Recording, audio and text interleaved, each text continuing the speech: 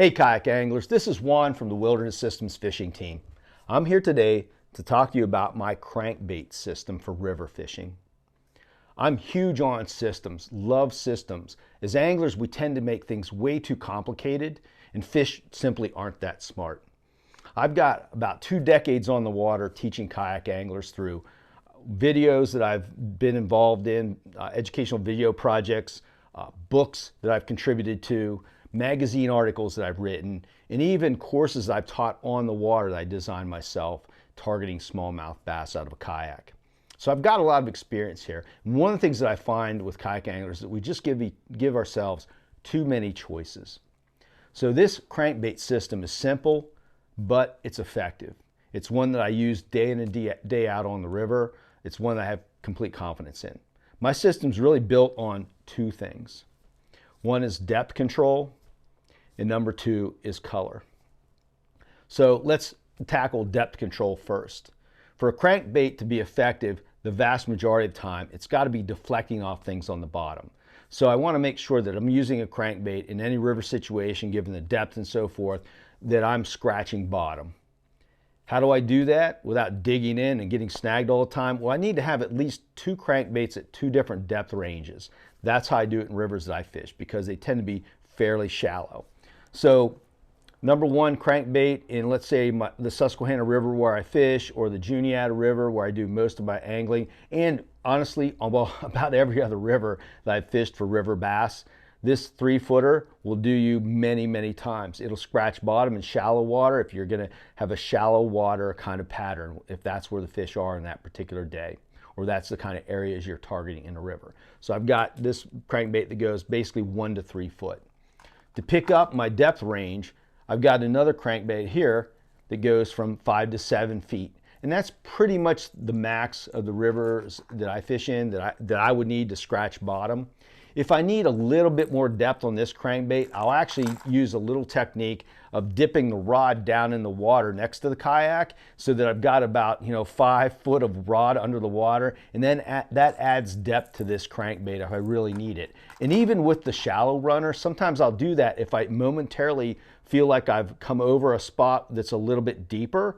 So I'm pulling it across the bottom, all of a sudden there's a spot that's a little bit deeper, and I feel that crankbait kind of breaking loose from the bottom and just kind of going through the water. I'll dip my rod in the water so I can catch bottom again with that crankbait.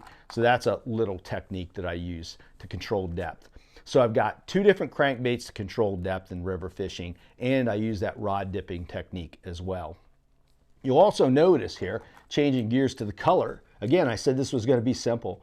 You'll notice that both of these crankbaits are the same color. It's one of my favorite colors for muddy water, as a matter of fact. It's called Dirty Water Devil. And basically, I want to have my shallow runner and my deep runner in the same colors. That's how my system works. So every color that I use, I have a corresponding shallow crankbait in that color and a corresponding deep crankbait in that color. Why do I do that?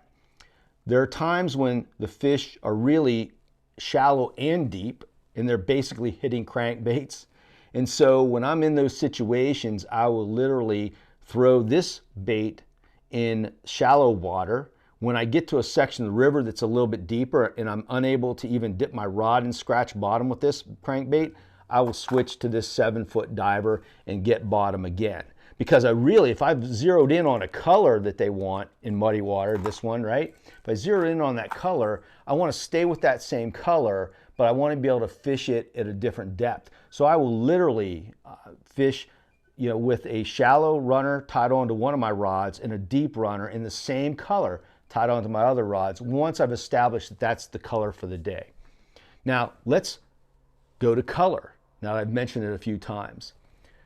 This is where I think anglers get way too, they granulate way too much, and they spend a lot of time buying up a lot of different colors. And when they look in their box, they'll have like 20 different colors. And if you really look at that, I mean, you're talking about how do you set a pattern when you have 20 different colors, right? Half the day would be just spent switching colors out on your crankbaits to try to figure out the color that bass want. One of the things that I've found is that I use kind of two different channels of colors, two different color kind of schemes. One is I want to be able to address clear water to green water.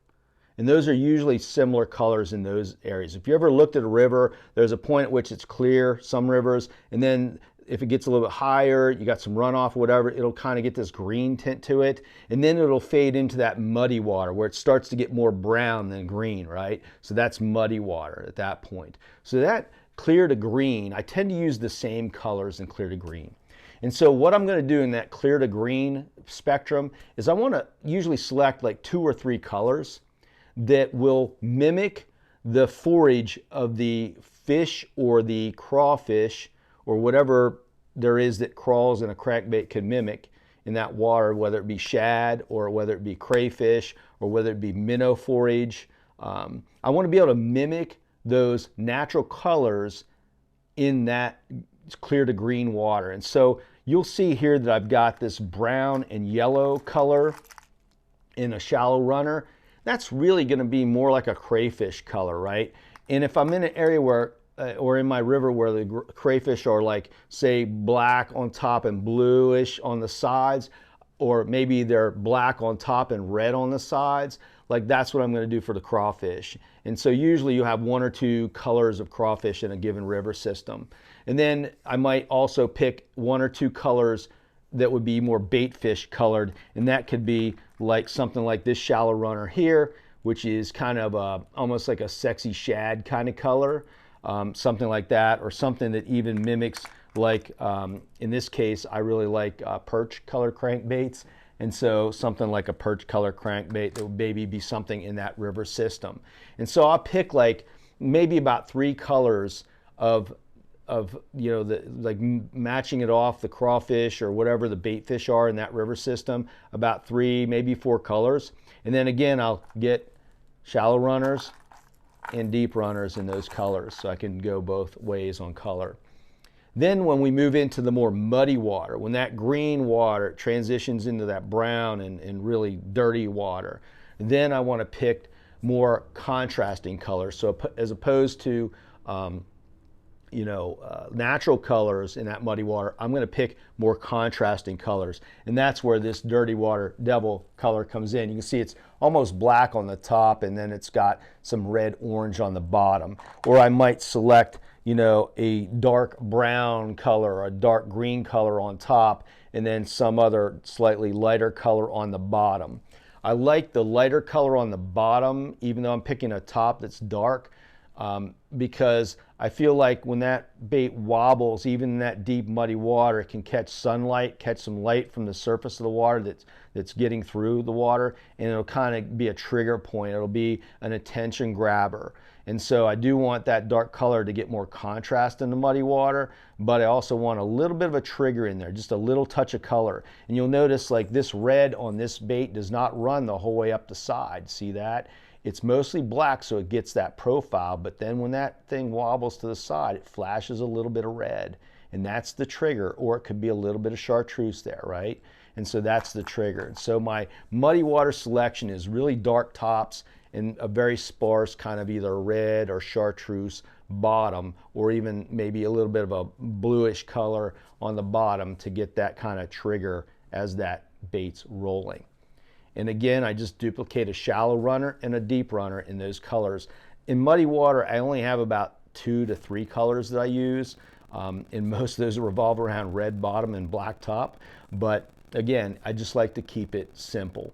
And those crankbaits, quite honestly, have worked for me just untold times on the river. I never felt like I was undergun.